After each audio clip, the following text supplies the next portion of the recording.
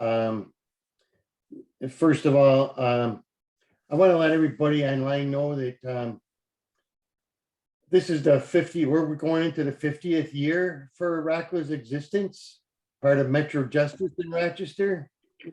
And so we're going to be holding maybe a few different type of programs throughout the year. And tonight's a little bit different venue from what we typically bring to you, talking about, you know, American foreign policy in Latin American countries in the Caribbean. And there may be a little bit of that mixed in with this tonight too, but we'll get to that in a minute. I want to make you aware that our annual Rice and Beans Dinner, which is our major fundraiser every year, we haven't been able to have it for the last almost 3 years. So the next one is going to be a different venue too. It's going to be June 23rd. We're going to be holding it outside. Normally we've had it in February or March in an indoor environment, but this year we thought it'd be fun to have it outdoors. So we're going to be holding it at the Roundhouse Pavilion in the Genesee Valley Park over by the U of R. And we're going to be honoring Dan Kowalczyk for our International White Dove Award winner, who's written a lot about Nicaragua and other Latin American countries in that region, Central America. So Dan's been patiently waiting for a couple of years to receive this award. So we're really hoping that you'll be able to join us. It looks like not committed yet, but it looks like we'll have the Trinidad Tobago Steel Drum Band for entertainment that evening. And Peggy Gaffal has always done our rice and beans dinners before, and it looks like she will be able to do it again for us, even though it'll be outdoors. So we got a couple more people here waiting to join, so hold on, let me see if I can get them all in. Get them all in, Tom. I'm working at it. So if I seem a little distracted, it's because I am. I think I've got everybody. And so June 23rd is the date. Probably 5:30 will be when we start the dinner. Should be a good event. We're going to try to make it very festive and uplifting and joyful, because we need that kind of news today. And so please put that on your calendars now and join us for that. Typically our meetings are as is tonight, the first Wednesday of the month. Sometimes like in January, we may alter it. So keep tabs on our ROCLA website at rocla.org. Does anybody else have any announcements to make? Okay, I'm not hearing any. If I can't see everybody, so if you do have something, just please don't try to raise your hand because I can't see your picture right now. But just unmute yourself and join us, and we'll be happy to recognize you. Okay, my name is Tom Ward. I am the convener for the Rochester Committee on Latin America, and I welcome you all here this evening. And we especially want to welcome Jason as our presenter, and Kathy Goforth has set this up, and so I'll be happy to turn that over to Kathy to introduce Jason to us all. And we'll typically, our program is where Jason will present to us for 30, 45 minutes, whatever, and that'll give us 15, 20 minutes at the end for a question and answer period. And so, as I said tonight, I don't know, as far as I know, it's more about art than politics, but if the politics get in, we might have some lively discussions, who knows? So Kathy, I'll turn it over to you. Okay, good evening and welcome to ROCLA's November 2nd meeting. I'm Kathy Goforth. I'm a member and treasurer for ROCLA. Tonight we'll deviate from our usual monthly meeting format. Rather than traveling to Nicaragua, Brazil, or El Salvador, we'll be traveling the streets of our own backyard in Rochester. Our guide this evening is Jason Barber. Jason is a local Cuban American educator with over 10 years experience in arts and non-for-profit sectors. He's an active public artist who serves in many roles for a number of Rochester art institutions, such as the Rochester Brainery, Oxford Gallery, Memorial Art Gallery, Wall Therapy, and the Yards Art Collective. Jason is currently involved in the development and outreach boards for Roc Art United, Latinx Art Council, and Catholic Charities of Rochester. He teaches at the Academy of Health and Science. This evening, Jason will explore the impact that Latinx artists are having in Rochester through murals and public artworks. Before we get started, I want to remind you to mute yourselves so we can give Jason our attention. Any questions you might have will be reserved for the end of the presentation. Jason, it's yours. Yeah. All right. So as you heard, that's my introduction. I've worked with many different mural programs here in Rochester, Wall Therapy, Sean Dunwoody, the program, John Lewis mural, Sarah Rutherford's Her Voice Carries, as well as Rock Paint Division.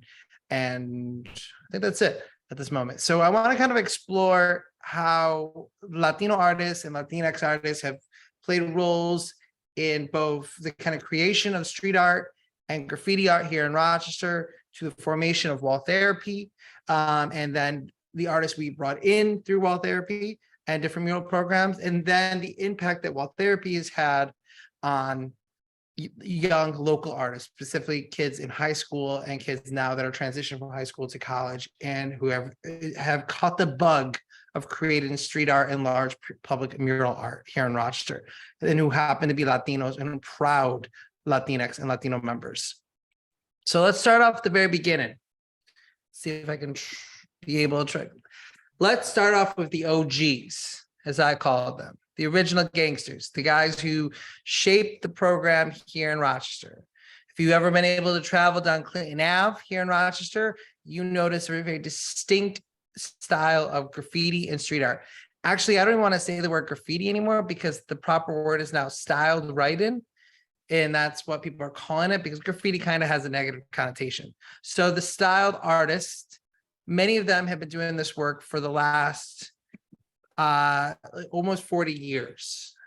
The FUA crew, F-U-A, from up above, crew, K-R-E-W, not C-R. They've been around since 1989. They are graffiti legends. If you, not just here, but in New York, Detroit, they've created a style that is specifically called the Rochester style. It's rumpy. It's kind of looks like toxic waste spilling kind of words and letters. So they are members, specifically, we'll talk about them, Range and Kong, but many of them are Latinos, but also many of them are kind of from all over. They've done art and become kind of ambassadors of Rochester and building kind of international recognition for our city through street art, specifically through graffiti lettering and stylized writing and wild style and Rochester style letter writings. The one in particular, I actually want to talk about 3 or 4 years ago, if you guys went to the MAG, Jonathan Binstock actually had them recreate one of their local graffiti haunts, which is the old subway tunnels underneath Court Street. You can also, they still go down there to this day to do artwork and create murals. It's one of the secret art galleries of Rochester that the city doesn't ever want to put money into, which they should be, because some of the greatest murals and pieces of art in Rochester are inside the tunnels at this moment. So these are the artists that did this. They created a piece, and if you guys can see here, there's a piece that says Bones. Bones was a FUA crew member who sadly killed himself a while back, and his style is very distinctive of the Rochester style. If you guys can see, this is what we call the Rochester style graffiti writing. It's a unique, one of a kind that is only local to here. One of the leading members of FUA is Victor Cerati, or as everyone calls him, Range. Range, I just want to read you some of this, has been doing art since 1989. He's the leader and organizer. His brother Kong or Louis Zarate have organized crew meetings, which means they'll do what they call B-boy barbecue. Everybody's welcomed. You come, you sit, and you watch guys paint all day with spray paint and have some really great food. They have created hip hop culture. They have created graffiti culture here in Rochester, but also many of the members, specifically Range himself, as you see here, has focused and taught youth. I first met him almost 20 years ago after I graduated college, and I was working at a nonprofit, and he was the teacher teaching them graffiti writing, tag writing. His brother Louis Zarate has been working for the last 20 years with Center for Youth. Many of the ideas that the FUA crew represent helping the youth of our city and helping the youth, specifically in a Latino community, which is Clinton Ave. Clinton Ave is predominantly Latino, it's predominantly Puerto Rican, Mexican, Cuban, Dominican. So it is a community that needs guidance and it needs leaders that represent that. And these guys are those men. Many of these guys have created a scene in which is so collective. You get invited to be members. Many local artists from Justin Suarez, Aerosol Kingdom, Sarah Rutherford, and even Steven, who are street artists here, they've been invited to actually join. And it's a very hard invite to get. I want to point that out. Like, I've never been invited. I wish I could. But Range is someone, I just want to show you guys the piece that he did a few years back. This is from 2015. This is actually in the Clinton Ave neighborhood. This is one of Range's pieces. So Range and Louis Zarate, they're both Mexican.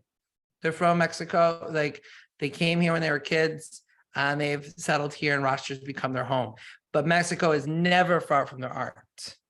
So you can see it in their images. You can see it in the kind of caricatures and styles that they do.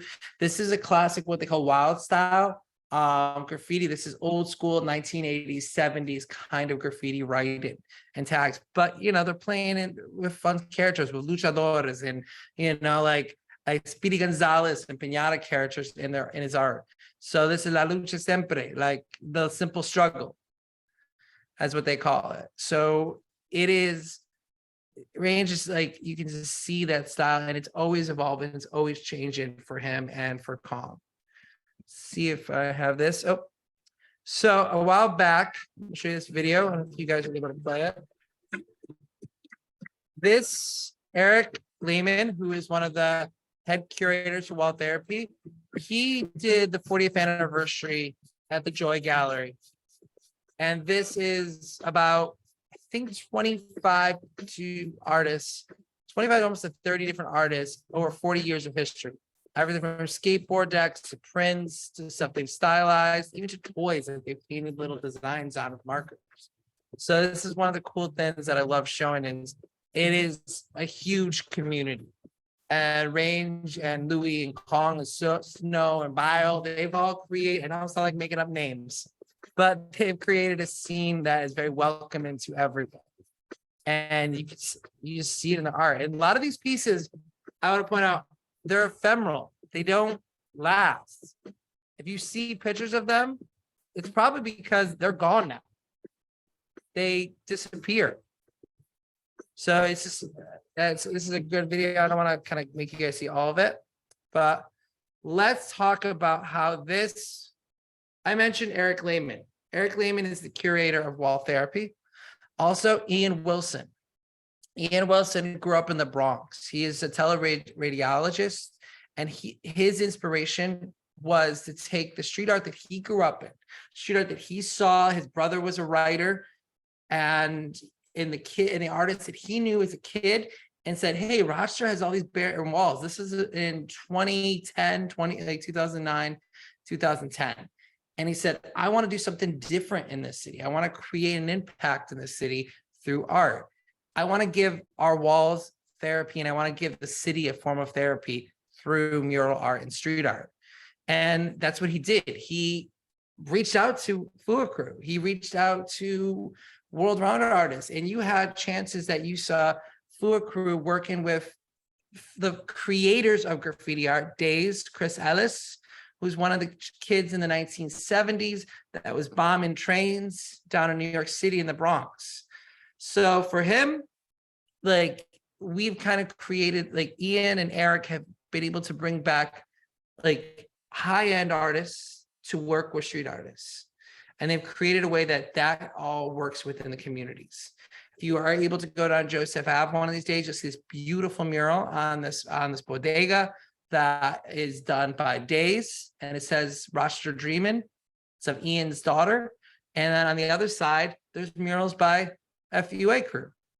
So for Eric and for Ian, as they curate and they organize this show, they want to highlight artists, not just from all over the world, which we'll talk about, in all of the US, but they want to find artists here in Rochester, not just FUA, that can have an impact. And one of those artists is Michael Matsabetz, Saint Monsi, as his name goes. He was born in the US, raised in Puerto Rico, where he lived for teenage years. He was studied in New York at New York State University of Oswego.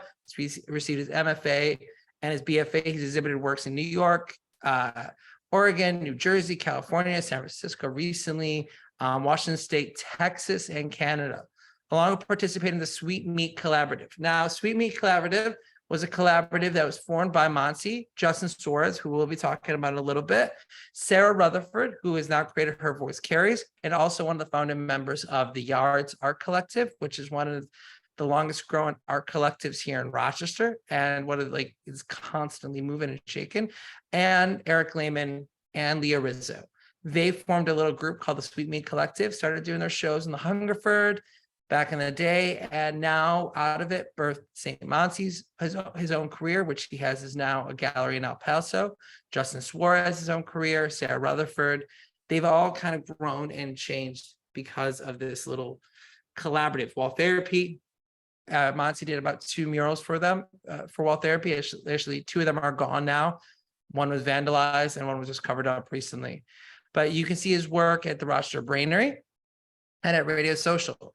He now is also kind of doing his job at the gallery that he opened up with his wife in El Paso. It's a frame shop and gallery, and he is bringing in artists from Texas and El Paso, Mexican American artists, Latino artists from California, Florida, New Jersey, and Rochester, and showing their work and having specifically a Latino focus in many of his pieces and many of his work.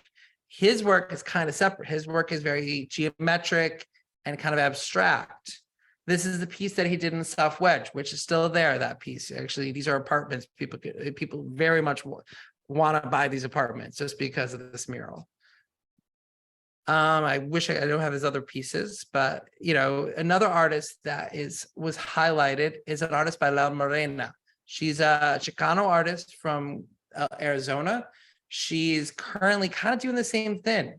What I love about Wall Therapy, what I love about FUA Crew, and love about the impact is that Wall Therapy is always reaching out to artists that are doing their own scenes. They're creating their own collaboratives, their own collectives, their pop-up galleries and pop-up art shows. They're helping more than one artist. They're not just focused on themselves.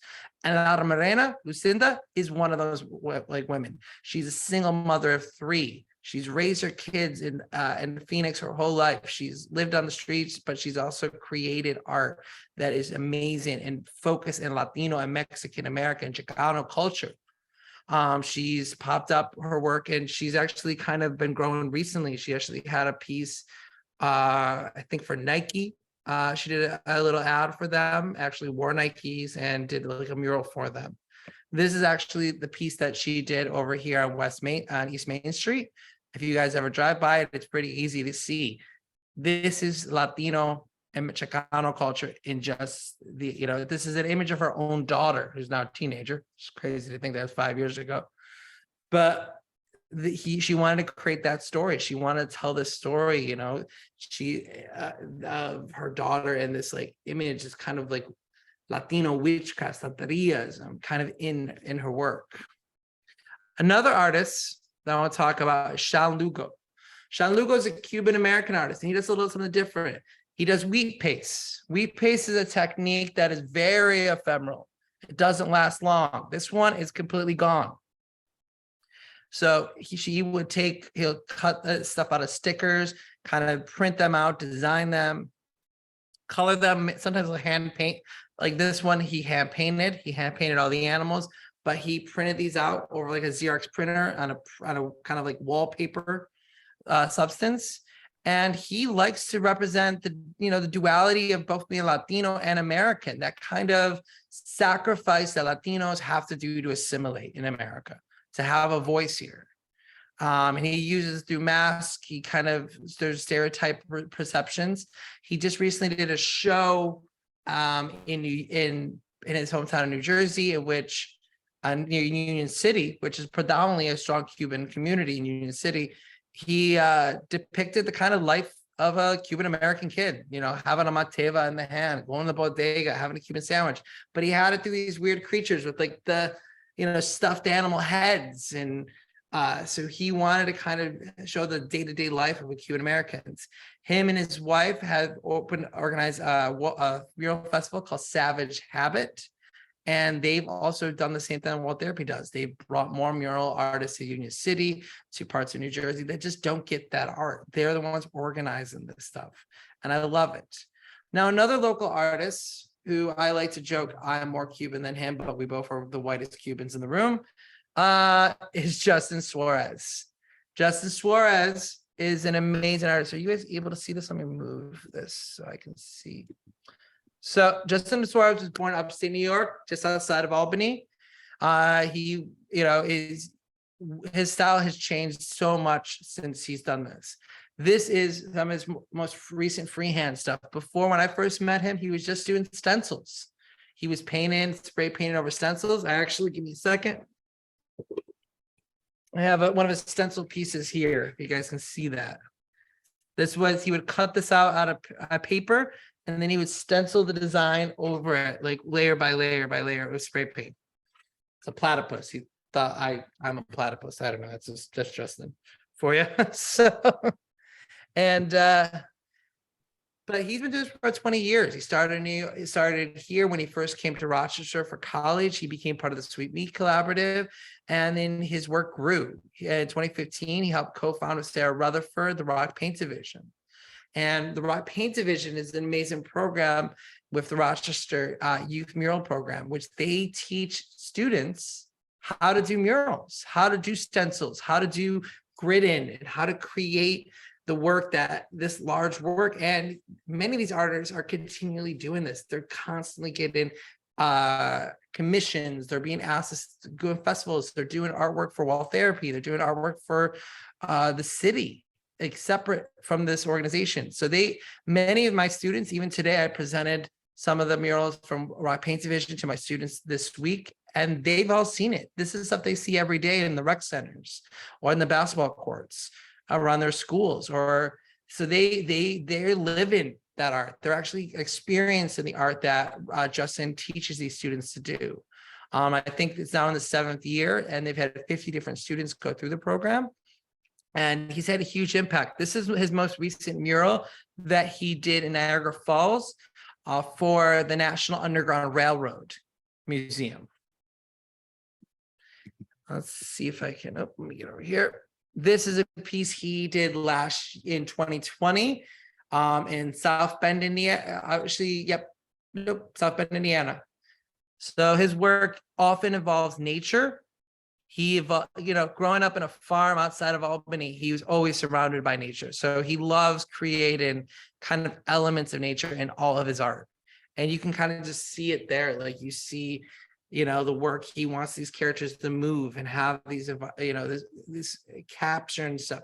Actually, I just realized that, he just did a piece for Livingston County. So if you guys are out there, you'll see a piece very similar to this one in Livingston County. I couldn't find a picture of it right now. Now, I want to kind of talk about the next generation of artists. So Justin has had a huge impact on teaching this next generation. So I'm going to talk about one of these two Latinx artists that I've got to work with and I've got to know pretty well in the last 2 years. They've both gone through the program as high school students, and now they're both graduating. So they're actually doing their own work separately, and they're going to college for art. So the first one, I actually want to show, let me show you guys a quick video. We'll skip over this. We'll come back to that video. It's Eli Montes. This is his Instagram, freelancer. He is someone who's definitely taken influence from Justin. You can see it in his work, but he loves to create Latino images. Like he wants to create stories about being Latinos, using images and flowers and changing the colors, changing the designs, bright, fluorescent, loud colors. And he's trying to tell that story by using those images. And he is picking up, his work is getting so much better. First time I saw it, he's just improving every week I see him, and he is constantly shaping and changing that. Let's see if I have another piece.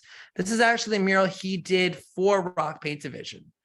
So Roc Paint Division asked him to come up and manage and do his own mural for this is the cabin that is their headquarters. So every year the kids learn, they have their art classes, they have their workshops, they practice their techniques, they practice the grid in, what the designs are going to look like in the rec centers.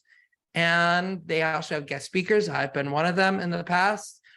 So has Sean Dunwoody, so has Casey, who runs UU Art Collective, Jonathan Binstock, you name it. Many artists from Sean Lugo to Lorena, they've all stopped by to talk to the artist. Alice Mishrahi, who's an amazing New York City artist, who just did two pieces here in Rochester, but also just a giant piece in Buffalo that she did about 4 years ago.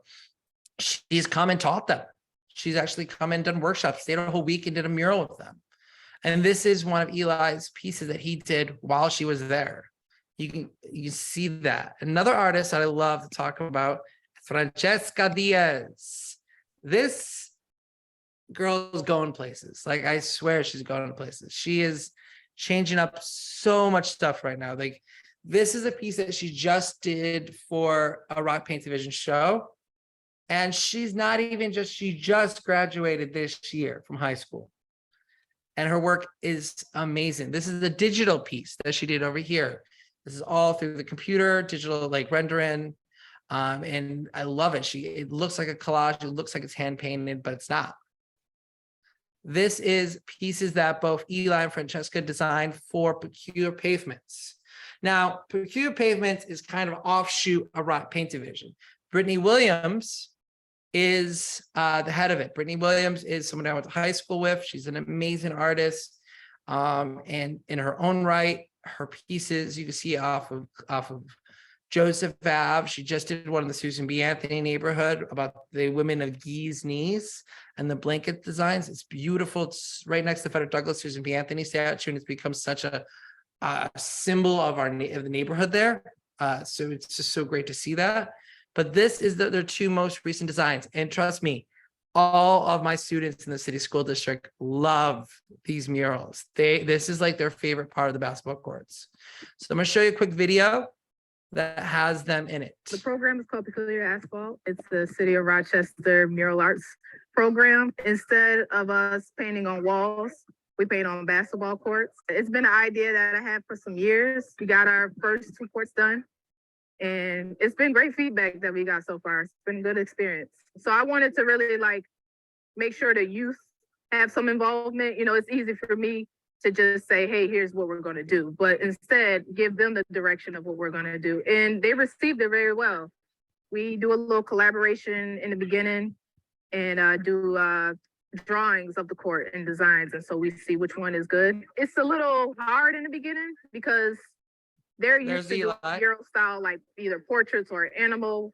But with this, it's more abstract. So I just wanted them to have that experience of both. I think it's an amazing program. I really like it because we're the first in Rochester to paint basketball courts. And I think that's really cool. You don't necessarily think about the playgrounds and the basketball courts and how art on those spaces could affect it. If kids are going to be there all the time, I think it's just nice to have a space where There's Francesca. they're able to see the art and not just like see it, but like sort of interact with it. I think it's really good for the community because it brings more people out. A lot of people don't like playing on worn down basketball courts. So if they see something nice, they're gonna want to come and, you know, be a part of the park or wherever. All right, so I want to quickly show one of Francesca's most recent murals that she ran for Rock Paint Division. This is one of her pieces that she did in one of the rec centers. And then I was asked by Kathy, which very reluctantly, had to show some of my own artwork. Now, I am more of a photographer myself, growing up in the Maplewood neighborhood to, you know, a father who is Italian American and a mother who's Cuban American. It's Cuban, 100% Cuban, and my father's who's 100% Rochesterian. Kodak has played a huge part of my life. So these are some of the pieces I did for a recent show. And then this is some work that I did for a while back. I'm actually just came up with a recent idea for a new show that's gonna be completely separate. But this is a work I did with the artist Cordell Cordaro for a show we did together, kind of about growing up in Rochester. This is my mother's passport photos, my late aunt, my Thea, who passed away before I was born, images of me and my brother, my grandparents, and kind of the connection between both my Cuban and Rochesterian side. And that kind of connection between that. Cordell also did a show dealing with his own Latin heritage and his own Rochesterian heritage. Like, how do you connect these two cultures into it? So that was the idea of our show a few years back. And this is just some of the pieces we did for that. All right, that is it. Thank you all. Should I stop share and I can let you guys ask questions? Okay, who has some questions for Jason? Jason, it's Kathy here. Hi, Kathy. Thank you very much. Very, very, very, very interesting. What is the process? You see these murals, they're huge. And I'm lucky if I can paint a little stick figure on 8 by 11 page. What is the process? How do they put everything into, what is the term that I want? Perspective. Perspective. Thank you very much. How do they do it? Well, there's different techniques. So the students specifically around paint division, they learn these techniques. So one is we project and we trace it. Just old school projection. Get a high-end digital projector, project it from your laptop, keep it charge your car battery for a while. And that's stuff we've done before. I've done that. There's other ways you can do it. It's also one of the most traditional ways is grid. We create a grid. We teach the kids to create a grid on a smaller drawing that they've created. They'll take a photocopy of that drawing. Maybe if they made a painting version or a digital rendering, they'll put like a grid over it with like just kind of like put it over a sheet of plastic paper, put that grid, and then they are taught what that grid means in the sense of the scale of the wall. So they've already measured it out. They've understood the scale of the wall, and then sometimes they'll grid it out. They'll put little dots. Sometimes they'll make a nice little square box. They'll cut a square out of cardboard, and then they create that grid. They line it up in pencil or charcoal, and then they know where it is. Sometimes some artists get really well done at it. They'll just take they'll grid it with some clear spray paint, like a clear gloss spray paint that you can see when you're up on the wall, but you can't see it when it's like farther away. Others artists I've seen do traditional like this, like old school, like figuring out the perspective that way. They've used the lifts to figure out the perspective. Everybody learns a different technique, and it's techniques that works best for them. So for example, my friend Brittany, she did her piece. We traced it. She had a line rendering of it, of just the lines, not the colored version of it. And then we just traced the lines, and then that was it. And then we went in, and then she went in with the colors. Wow. Vic? Yes. Wow. Go ahead, Vic. Okay, Vic. Oh, Yeah. Okay. Can you hear me? Oh, I Yeah, can hear. Yes, okay, sorry. I'm wondering how we can keep informed about some of the artists that you've been showing us about, Jason. Are there particular galleries, or is there a place where we can find out where a new piece of wall therapy is going up? Or, what sort of sources do we have to see what the latest is from some of these people? Instagram is pretty one of the best sources for it. Twitter, Facebook are pretty if you go to wall therapy. Often anything that we post for any of our events will go up on Facebook, Instagram, and Twitter. Any recent murals usually go back up on Facebook, Instagram, and Twitter. And with other artists, the younger artists, they're gonna be on Instagram more often than they're gonna be on Facebook or Twitter. So I mean, Justin is on there. His name is Aerosol Kingdom. St. Monty is a little less on Instagram. He runs his own gallery, so his focus is more on his gallery than his own work. And a lot of these artists, yeah, you're gonna see FUA, Barely's on Instagram. Their stuff is more kind of like you gotta find it. You gotta know to find it. So if they do post stuff, it's probably on Facebook. They're a little bit older. So Thank you. Jason, I was kind of intrigued by the basketball court painting on asphalt. Is it actual paint, and how long does it last, and how does it? well, technique? they use like a stronger, they use like a strong enamel paint. It does predominantly last a long time. I think recently just did a repaint on one because the city snow shoveled it real bad before they shoveled, so they ripped it up. So the students actually did it on their own. So this summer when I was helping Brittany with her mural, Eli and Francesca literally ran Peculiar Pavements by themselves and redesigned one of the basketball courts over on 4th Street, which had gotten kind of destroyed by, actually the one that you saw in the video, that one, they got destroyed by the snowplows. It is really a cool idea. That's for sure. And it's getting pretty popular. Every year they're doing like at least 3 or 4. So I think by, they're catching up. They're trying to get all the basketball courts for the city rec programs. It's cool. Other questions or thoughts or comments? Someone has their hand raised. Grania? Oh, Right. Grania, unmute yourself, Grania.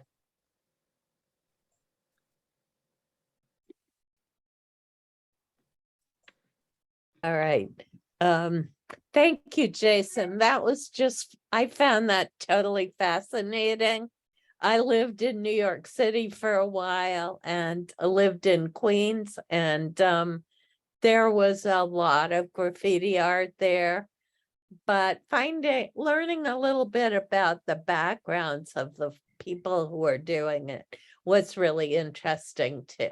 My question is whether any of these artists in Rochester are politically motivated in terms of their art.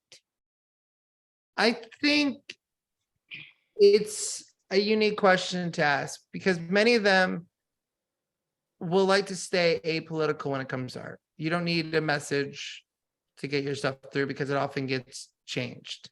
So Justin often really wants to highlight Latino culture, but he also really focuses on doing murals for Latino businesses. Nino's, Don Pablo have his murals, they paid for it. So if he does a paid commission, he's doing predominantly paid commissions for Latin-owned businesses. Okay. Like that are represented our culture. Francesca and Eli, they're just high schoolers, so they're kids. St. Monty, again, it's his own gallery. His work's abstract, so it really doesn't have to be. It doesn't have to be political. But La Morena, her work is inherently political. Her work is specifically talking about Chicano issues and Native American issues in Phoenix. So her work is very political. Sean Lugo's can be, but also cannot be. Sometimes it's playful, sometimes it's comic booky, and then once or twice it's political. But he's very rarely political on his work. I'm trying to think of the other artists I presented. No, yeah, I think those for the wall therapy. Ranged and those guys, they're going to talk about Rochester, but they're not going to talk about politics. They're going to make jokes about the crime. They're going to make, not jokes, they're going to make like images about that. But they know that if they want to keep their artwork up, you ain't going to make like too much fuss with the erasers in the city, because many of them work for the city. So, Right. yeah. Thank you. Was Oh, wait, I forgot. Range did organize the Daniel Prude mural that is off of like in the city. So he's one of the people who helped organize and do the lettering for that. So, and they often get commissioned to do a lot of the murals in memorial for people who have passed away or been killed by gun violence. Right. Okay, thank you. So, Jason, thinking about political art and things like that, was Diego Rivera kind of a forerunner for all of this stuff on a certain level? Yes. Yeah. Good I question. mean, a long time ago. Yes, Diego, I think, Jason. I think Jean-Michel Basquiat. Oh, he's good. I think for many people, yes, for mural artists, Diego has a place in a lot of people's art, but also a lot of them were influenced more by the street artists of the 60s and stuff of the 70s and 80s. That the graffiti artists had a larger impact than Diego. And I love Diego. Trust me, I have 2 theses that I've done on Diego Rivera. I could talk forever about Diego and the Tres Grandes and David Flores Tigueros and Jose Clemente Orozco. I love them. But they're far less, even though they are the 3 greatest American artists of all time. But that they have far less impact on like wall therapy. I think there is a few artists, Gaia and Eva Sempre, which I forgot to put in the show. They do have a little bit of the more of a David Alfredo Segueros style. Like they are more influenced by him than Diego Rivera. Jason, where do we access the Court Street Gallery? The gallery that's under the canal. How do we? The city made it illegal. Oh, so is there any way that we can't see that anymore? You kind of, if you kind of go right near the Blue Cross Arena, but the city blocked it off by building a giant building over the entrance. Oh, So. yeah, I did I mean, see. if you wanna jump down, there's sometimes railing. No. I mean, a ladder. That's pretty easy. It's how most people get down it still. So. Yeah, we did see the mural replication at the Memorial Art Gallery with all the little mice and rats and everything in there. Yeah, that was the most political the FUA crews got. They were kind of telling the city, listen, we're in the mag, but you're the ones closing off our gallery. And on purpose for money. So. And Jason, how do we get some of the translation to what's the symbolism is and a lot of these murals? I mean, maybe you would know something I would know because I'm not, Latina. Well, I think it depends on the artist. So, I mean, like if it's Justin, he's working with the wall, he's working with the design, he looks at the local animals and fauna and stuff in his images. And if it's a person, he specifically focus on like a historical figure and identity. La Reina, she's really focused on like how these women are mostly women in her work, are related to like her own Chicano heritage and her own Native American heritage. And I think with the FUA crew, that's a lot harder because in street art and graffiti art, it really is this language into itself. You may think you know something, but you may not know it at all. And like that style, the way that they're doing the letters, it could be unreadable. You can I just went to a talk with the legendary photographer Martha Cooper. She was here at the George Eastman Museum.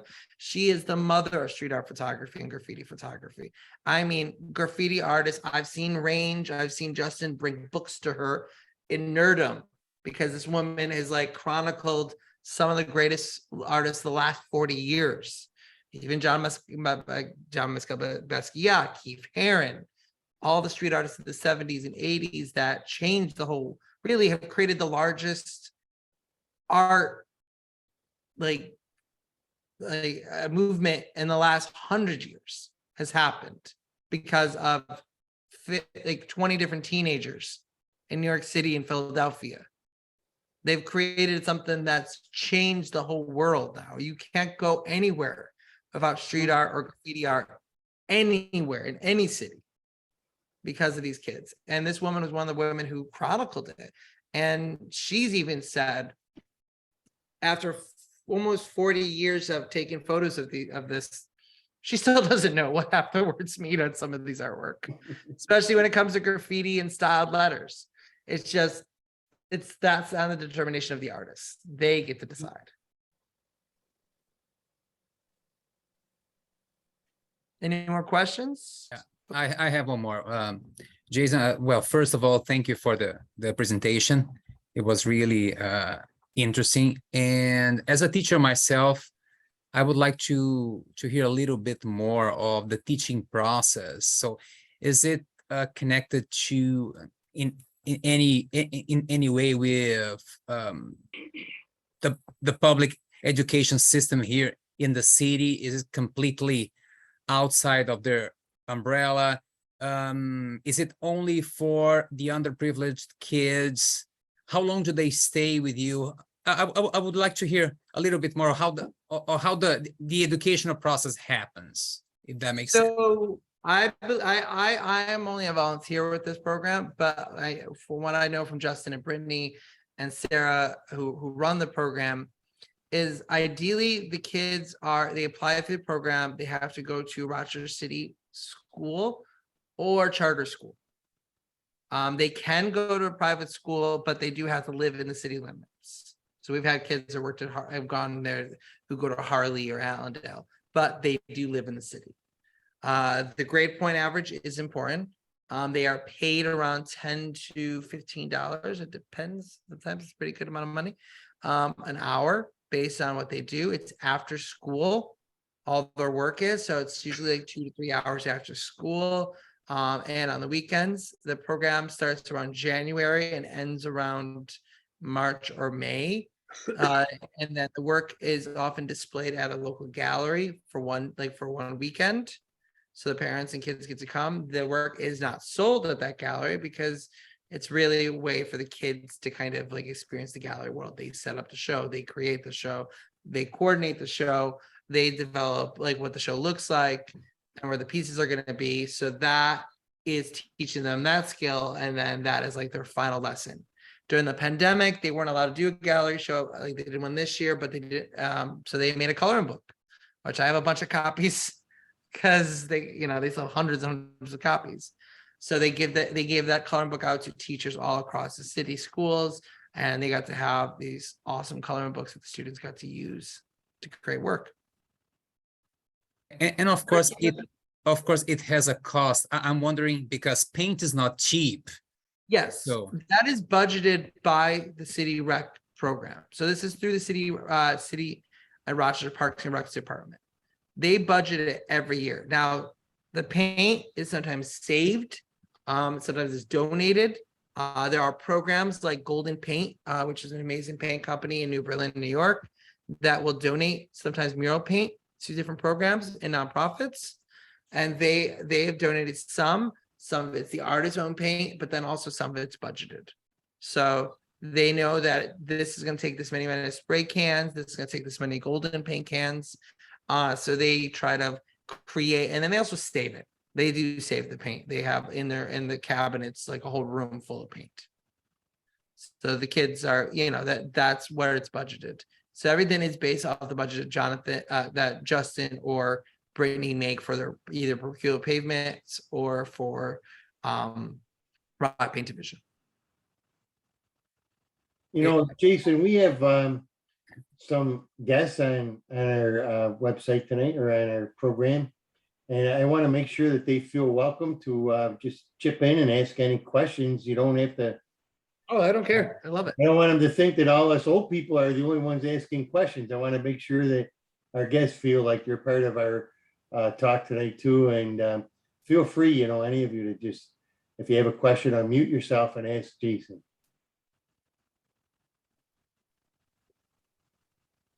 And Wesley, while they're thinking about it, that is a pretty cool backdrop you have there. So what's that all about? It's from Colombia. Is it? Yeah, it's a Colombian urban image I love it. with street art. Yeah. And Wesley, how are you feeling about the elections in Brazil, your homeland? Relieved but concerned at the same time because there's a lot of protests going on. Yeah, So it's Oh, God. it's not easy to accept democracy for some. I know. Yeah. We know about that, right? Well, anybody else have any questions? And like I say, don't anybody be bashful, please. We're all just part of the family tonight. Yeah. Terry. Yeah, well, I put in the chat just because Oh, let me see. I know of a man, Darian Lehman in Rochester, and you mentioned an Eric Lehman, I guess it was, with wall therapy. Well, it's spelled different. It's it's Lerhman.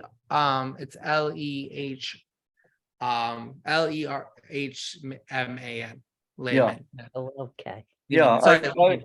I was sure it was just a coincidence, but the this fellow Darian Lehman, I thought I should bring his name up sometime for ROCLA because he worked on ethnomusicology down in the Amazon. So Oh, I don't think he painted any murals, sorry, but Eric is a skateboarder from Harrisburg, PA. Recovering punk. Terry, Darian Lehman did a program for ROCLA about, I'm going to say 5 years ago on Brazil, not on musicology specifically, but on Brazil. right. So Yeah, and that's how I think I got in touch with him actually, through hearing him from that.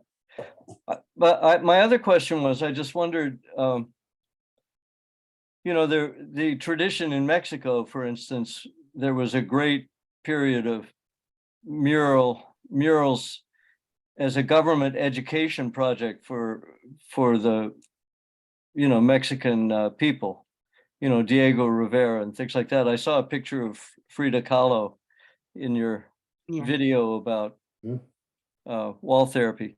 So do you think that the kids know about this tradition, which was a pretty unique tradition, but it's carried out throughout Latin America, I think? I think they know about Frida, but they don't know fully about the mural program of the 1930s and 20s. Their teachers, which I know most of them, teach them about the street art and mural program now and the different programs there. So, I mean, many of them know Frida because Frida is just part of our curriculum all across the board. She's just become a symbol of that. So many of the kids are aware of her. Diego far less, and definitely far less David Freitas Segueros and Jose Clemente Orozco. So it's just part of their cultural upbringing now, is most kids will know Frida and their styles. But the program that they learn, they're learning it from what is like contemporary now, the artists that are doing stuff now. And they're learning it from artists that are local or are part of the scene as we speak. Yeah, it seems that one difference was that you know, Diego Rivera seemed to think that this was a teaching method to explain to the people the history of how they got, you know, and where they should be trying to go, which is, maybe that's out of fashion to be so didactic anymore, but it could always come back. I think with, like, you're right, that's a great point. I do think with artists like Range and Snow and Kong, and I sound like I'm crazy saying all these crazy names, but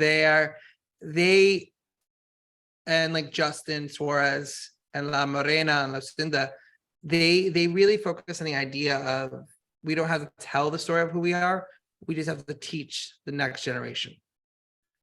And that's the more important thing, like teach them the styles, teach them to tell their stories through this art, and they'll keep those stories going in different ways because the story evolves. It looks in difference for us, for many of us, from Rain to Lucinda to Justin, we're first gens. So is Francesca and Eli, they're first gen kids.